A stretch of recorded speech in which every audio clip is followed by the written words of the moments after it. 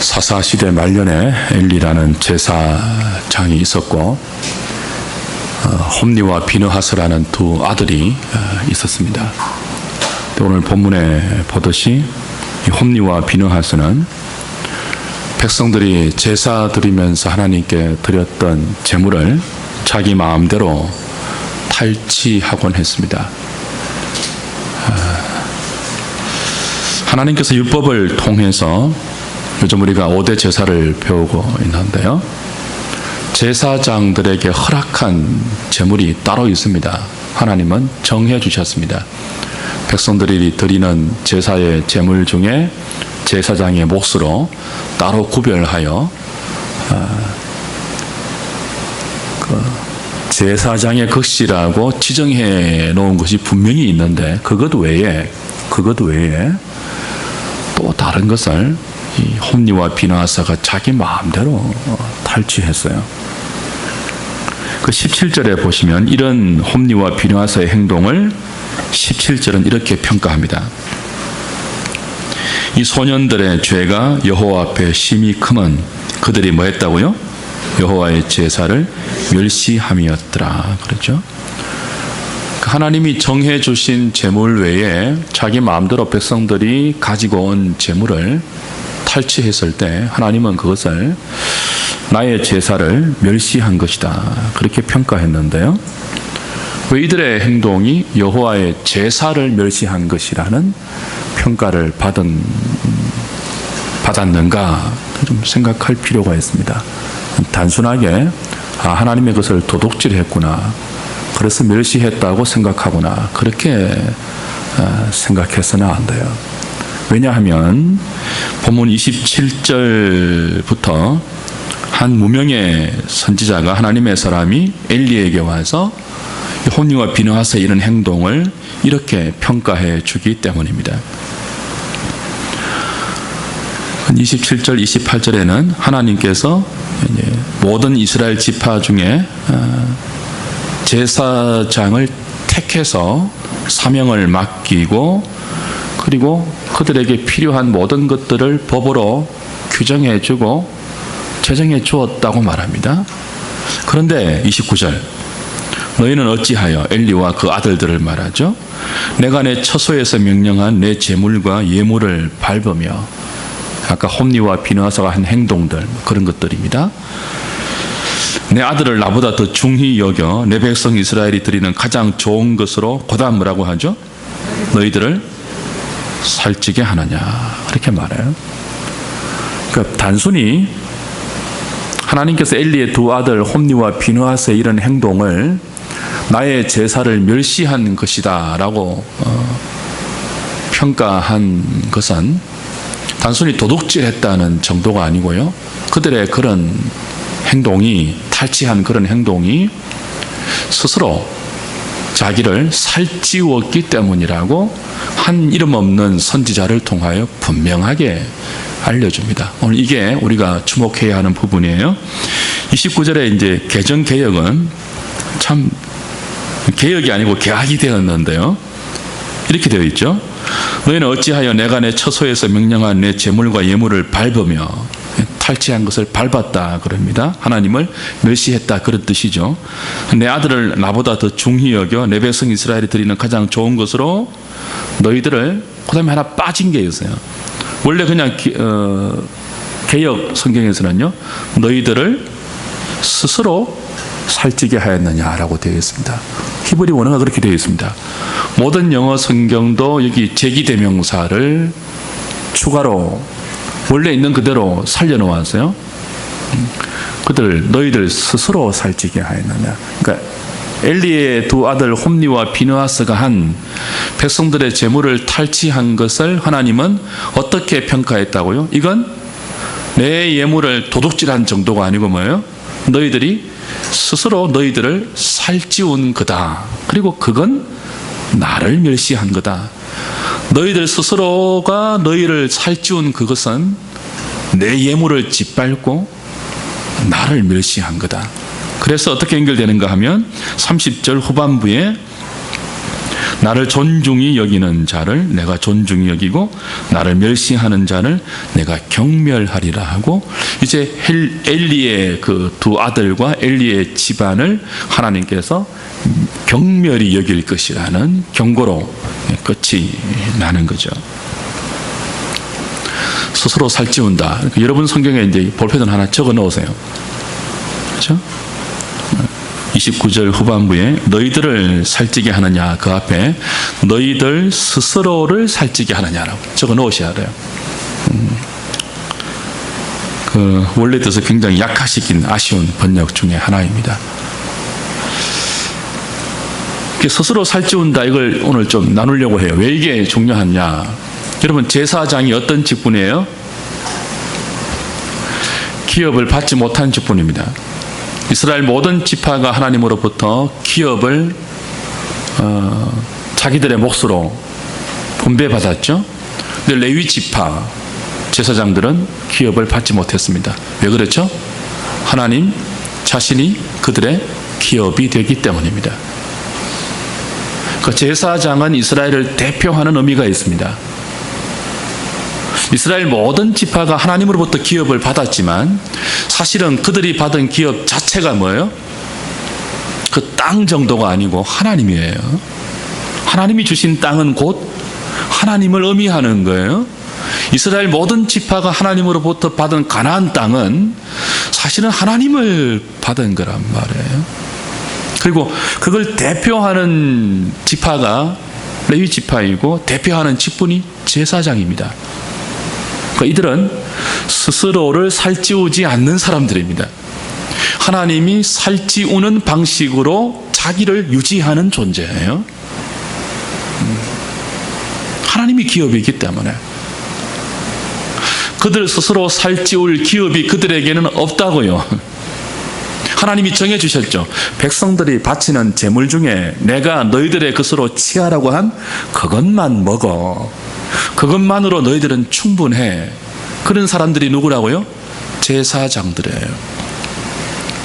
그것으로 만족하지 못하고 뭐예요? 하나님이 정해주신 제물 외에 먹고 싶은 것 갈고리를 막 건져내고, 백성들이 기름을 태우기 전에 뭐예요? 이거 달라 해서 탈취한 거 전부 뭐라고요? 스스로를 살찌운 것이라고 해요. 그리고 그것은 하나님을 멸시한 것이죠. 왜요? 하나님이 살찌우게 하지 않았는데 하나님이 주신 것으로 만족하지 못하여 하나님의 것을 도둑질하여 스스로를 배부르게 하고 스스로를 윤택하게 하고 스스로를 살찌운 것이거든요. 하나님이 허락하시지 않은 것들을 그들의 것으로 취했기 때문입니다. 여러분, 제사장은 이스라엘 백성 전체를 대표해서 하나님을 의존해서 믿음으로 사는 것이 무엇인지를 보여주는 사람들입니다. 하나님만, 그죠? 하나님을 의지하는 정도가 아니고 하나님만 의존해서 사는 것, 이게 믿음이거든요. 실은 믿음이 뭐라고요? 하나님만 의지하는 거예요. 내가 다른 것 막 의지하면서 필요한 것들도 하나님께 구하는 정도가 아니고 하나님만 의존하는 삶이 믿음으로 사는 거예요. 그리고 그렇게 하나님만 의존하는 삶의 대표적인 인생으로 하나님은 제사장을 세웠죠. 뭘 안 주심으로요? 기업을 안 주심으로. 하나님이 주신 것만으로 먹고 살 수 있도록, 그리고 그걸 감사하고 만족하면서 살 수 있도록 해서 그걸 보는 모든 이스라엘 백성들이 우리도 제사장들처럼 우리 스스로를 살찌우지 않아도 하나님이 주신 것만으로 얼마든지 저렇게 존귀하게 살 수 있구나, 아름답게 살 수 있구나, 감사하면서 살 수 있구나, 하나님 주신 것만으로 결코 우리 인생이 부족함이 없구나, 그걸 제사장을 통해서 배우게 하셨죠. 그래서 율법을 통해서 가난한 자들에게 너희들의 소유를 나누라고 하신 그 모든 것들을 넉넉히 나누어도 제사장 기업이 없는 저들이 하나님에 의해서 살아가는 것처럼 우리도 그렇게 살 수 있구나.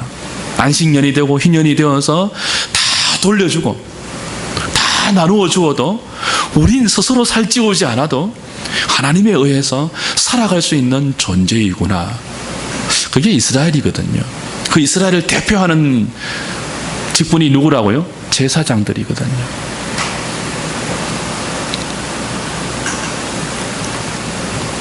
하나님이 주신 것만으로 산다는 것은 늘 가난하다는 뜻이 아닙니다. 하나님은 제사장들이 늘 궁핍하고 지극히 쪼달리도록 그렇게 하지 않았습니다. 얼마든지 그들이 살 수 있도록 제도를 통하여 제사장과 레위인들이 살 수 있도록 법을 마련해 주셨습니다. 그런데 홈리와 비느하스는 그것으로 만족하지 못했어요. 더 많이 가지려고 했죠. 그래서 하나님이 지정하신 것 외의 것을 탈취해서 스스로 살찌웠던 것입니다. 스스로 살찌게 하는 삶은 불신자의 삶을 흉내내는 것입니다. 가인의 삶의 방식이죠. 하나님의 면전에서 쫓겨난 가인이 예배를 드렸습니다. 아벨과 더불어 예배를 드렸다고요? 근데 예배를 드렸음에도 불구하고 그 예배는 하나님께 연락되지 않았죠. 왜냐하면 그 예물 자체에 문제가 있었다기보다는 가인과 예물이거든요. 가인과 예물. 가인의 삶과 그 삶이 농축되어 있는 그의 예물은 스스로 살찌우는 삶이었고 스스로 살찌우는 삶을 사는 결과의 제물이었습니다. 하나님은 그걸 받지 않았습니다. 그 스스로 살찌운다는 것은 무엇을 의미한다고요? 가인의 삶을 따라가는 것을 의미해요. 이스라엘의 삶은 누구의 삶을 따라가야 하는 것이죠? 아벨의 삶이죠. 하나님이 살찌우는 삶. 하나님이 살찌우지 아니하시면 그것으로 만족하는 삶. 그것으로 충분하다고 믿고 매 순간 절대적으로 하나님을 의존하는 삶. 아벨 계열의 믿음의 사람들이 살아내는 삶의 내용이고 그들이 그런 삶의 근거에서 예배를 드리는 것이 하나님을 존중히 해드리는 예배입니다. 스스로 살찌우게 하는 방식으로 살면서 아무리 제사장으로 예배를 수종든다 해도 그건 그 예배 자체가 하나님을 짓밟는 거죠. 하나님을 멸시하는 거죠. 그래서 하나님 말씀하십니다. 나를 존중히 여기는 자는 내가 존중히 여기지만 나를 멸시하는 자는 내가 경멸하겠다. 여러분, 엘리 시대에 제사장이 이렇게 살았다는 것, 여호와를 멸시하면서 스스로를 살찌우게 하는 삶을 살았다는 것은 이스라엘 백성 전체가 그랬다는 것을 의미합니다. 엘리 시대가 어떤 시대입니까? 사사시대의 말기입니다. 여러분, 사사기의 마지막이 어떻게 끝났는지 기억나십니까? 그들이 어떻게 살았다고요? 자기 소견에 옳은 대로 살았더라. 자기 소견에 옳은 대로 사는 것. 하나님의 뜻과는 상관없죠. 사사시대에도 부지런히 예배는 드렸습니다. 이스라엘 백성들이. 근데 예배를 드리면서 뭐 했다고요? 자기 소견대로 살았다고요. 예배 드린다는 것은 무엇을 의미합니까? 예배 시간에 듣는 하나님 말씀의 영향을 받는 거잖아요. 그 말씀의 통치를 받는 거잖아요. 한 주간의 삶을 하나님, 예배 시간에 주셨던 하나님 말씀을 따라 살겠습니다. 그게 하나님 백성 아니에요. 그게 하나님을 존중히 여기는 예배이거든요. 근데 그렇게 살지 않고 예배 마치고 나서는 어떻게 사는 거예요? 스스로 자기를 살찌우는 삶을 산다면 그건 하나님을 멸시하는 거라는 거죠. 이스라엘 백성 전체가 사사시대에 그렇게 살았습니다. 자기 소견에 옳은 대로 살았습니다. 하나님 말씀은 말씀이고 실제의 삶은 자기 생각대로 자기 소견에 옳은 대로 고집하며 살았다는 거죠. 그거 뭐라고요? 하나님을 멸시하는 겁니다.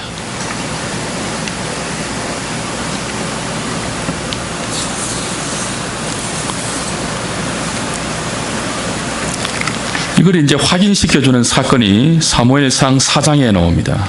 여러분 잘 아시는 법궤 사건인데요. 넘어가셔서 사무엘상 4장 보십시오.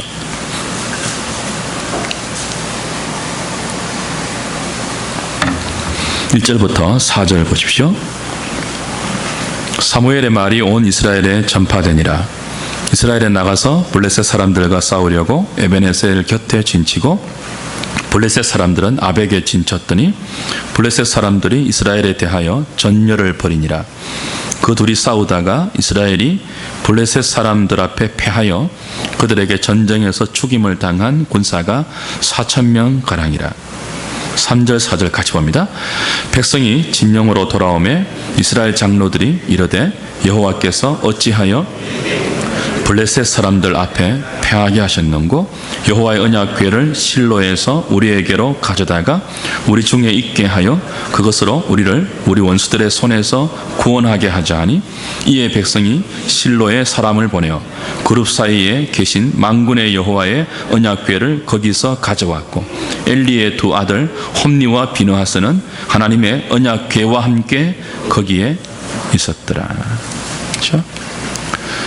사무엘상 2장 30절에 나를 존중히 여기는 자를 내가 존중히 여기고 나를 멸시하는 자는 내가 경멸한다고 했습니다. 홈니와 비느하스 그리고 엘리를 겨냥하는 말이었습니다. 홈니와 비느하스가 스스로 살찌우게 함으로 하나님을 멸시했습니다. 그래서 이제 그들은 하나님의 경멸을 받게 될 것입니다. 그 경멸을 받게 되는 대표적인 사건이 사무엘상 4장의 법궤 사건입니다. 에베네셀 전투인데요. 블레셋과 이스라엘이 아벡이라는 곳에서 치열한 전쟁을 벌입니다. 그런데 이 전쟁의 결과는 이스라엘이 4,000명 이상 죽어나가는 패배였습니다. 패배하고 나서 장로들이 모여서 패인을 분석하죠. 그리고 분석한 결과를 이렇게 내립니다. 다음 전투에서 승리하기 위하여 어떤 결론을 도출하죠? 실로에 가서 뭐를 갖고 오자고요?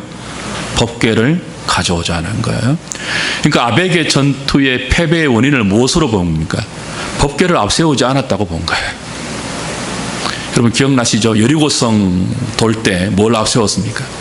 법궤를 앞세웠잖아요. 모든 이스라엘 회중이 볼 수 있도록 제사장들이 법궤를 메고 앞장서고 그리고 법궤를 메고 돌았거든요. 그 결과 무너졌잖아요. 그걸 기억한 것 같아요. 아, 이번엔 왜 졌을까? 법궤를 앞세우지 않았구나. 그리고는 실로에 가서 법궤를 가지고 옵니다. 그 법궤를 누가 관장하죠? 홈니와 비느하스입니다. 그래서 이제 법궤를 갖고 오니까 5절 이하에서 이스라엘 진영에서 난리가 납니다. 사기충천해요. 법궤가 오는 것을 보고 이제 이겼다는 거죠. 아벡에서는 법궤 없어서 4,000명 이상 죽고 패배했지만 이제 장로들이 실로에 가서 법궤를 가져왔으니까 승리는 따놓은 당상이다. 사기가 충천했습니다.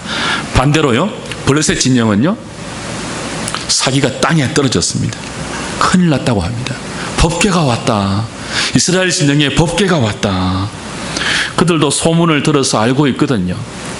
법궤가 얼마나 이스라엘 가운데 대단한 사건들을 불러왔는지 소문을 들어서 알고 있단 말이죠. 이제는 우리 다 죽었다. 여리고성 무너지는 것처럼 우리 다 죽었다. 법궤를 앞세울 때 요단강이 갈라졌다는 것 그들도 소문 들어서 알고 있습니다. 그래서 이스라엘 진영은 사기가 충천하고 블레셋 진영은 사기가 땅에 떨어지게 되었습니다. 그런데 결과는 어떻습니까? 10절 4장 10절 읽읍시다. 시작. 블레셋 사람들이 쳤더니 이스라엘이 패하여 각기 장막으로 도망하였고 살육이 심히 커서 이스라엘 보병에 엎드러진 자가 3만 명이었으며 하나님의 궤는 빼앗겼고 엘리의 두 아들 홈니와 비느하스는 죽임을 당하였더라. 예상외죠.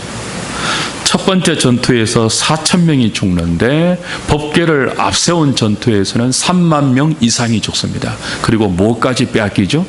법궤까지 빼앗기고 법궤를 관장했던 홈니와 비느하스는 비참하게 죽습니다. 이 무엇의 시련입니까? 나를 존중히 여기는 자는 내가 존중히 여기고 나를 멸시하는 자는 내가 경멸하리라는 하나님의 예고가 여기에서 그대로 성취되는 거죠. 이들은 또 하나님을 경멸하고 있거든요. 전투를 통해서. 법궤를 앞세우고 있잖아요. 그럼 법궤가 뭡니까? 여호와의 임재입니다. 여호와의 임재는 무엇을 의미해요? 그분의 임재 앞에 자신들의 삶을 두려워하는 경외감으로 순종시키는 거죠. 하나님을 의식하는 것 아닙니까? 여호와의 임재. 하나님이 계시구나. 내 앞에 계시구나. 법궤를 보면서 하나님이 우리 중에 계시구나. 우리 마음대로 못 살겠구나. 자기 소견에 옳은 대로 사는 삶을 중단하고 이제 하나님 말씀이 지시하는 그런 삶으로 내 삶을 돌이켜야 되겠구나. 그게 하나님의 임재 앞에 있는 마땅한 하나님 백성의 삶이잖아요. 근데 이들은 어떻게 했습니까? 법궤만 앞세웠습니다. 법궤를 앞세우면서 정작 뭐 했다고요? 자기 소견에 옳은 대로 사는 삶은 여전히 진행시켰죠. 법궤는 무엇을 위해 필요한 것입니까? 자신들의 소원과 필요한 전쟁의 승리에서 하나님의 능력을 빌어오는 도구에 불과한 거죠. 법궤를 앞세워 그 하나님의 선명한 통치 앞에 자기의 삶을 굴복시키고 자기 생각이 아니고 하나님 말씀이 이끄는 대로 자기 삶을 영향권 안에 두어서 하나님이 이래라 하면 이렇게 하고 하나님이 저래라 하면 저렇게 하는 그런 삶이 아니고 삶은 자기 마음대로 살면서 누구처럼요? 홈리와 비느하스처럼 자기 마음대로 자기가 자기를 살찌우는 그런 가인의 삶에 속한 불신의 삶을 살면서도 필요할 때는 뭘 앞세운다고요? 법궤를 알라딘의 마술 램프처럼 앞세우는 거죠. 이건 뭐라고요? 하나님을 멸시하는 겁니다. 정말 하나님을 무시하고 하나님께 드린 진정한 예물을 땅에 짓밟는 거죠. 하나님 너무 기분 나빠하세요. 그런 식의 신앙생활을. 저와 여러분들이 그런 식으로 사는 것들을 하나님 보실 때마다 모멸감을 느끼죠. 그런 사람들이 아무런 생각 없이 드리는 예배는 하나님을 짓밟는 예배예요. 그런 식의 신앙의 전투는 하나님을 멸시하는 전투이죠. 하나님만 앞세워서 뭐예요? 내 소원을 이루어 주십시오. 결과는 뭘까요? 비참한 패배입니다. 법궤 빼앗기고요. 혼리와 비느하스 죽습니다. 그래서 하나님을 멸시하는 결과가 어떤 것인지를 분명히 알게 하셨죠. 사랑하는 여러분, 또 한 주간의 삶을 살아야 합니다. 드릴 말씀 많이 있지만 마무리하겠습니다. 가장 중요한 것이 뭐죠? 한 주간의 삶을 살면서 우리 스스로를 살찌우는 여호와를 멸시하는 방식의 삶을 내려놓는 것입니다. 예배 드리고 돌아가셔서 그러시면 안 돼요. 자기 힘으로, 자기 계획으로, 자기 소견에 옳은 대로 하나님이 허락하지 않는 것까지 자기 생각을 동원해서 얻고 취하여서 그것으로 배불리면 그건 스스로를 살찌우는 거예요. 홈리와 비느하스의 길을 그대로 답습하는 거죠. 여호와를 멸시하는 것이고요. 그리스도인은 매 순간 하나님을 의존해서 믿음으로 사는 사람들입니다. 그렇게 믿음으로 살다가 적으면 적은 대로 만족하는 사람들이에요. 가난하면 가난한 대로 감사하고요.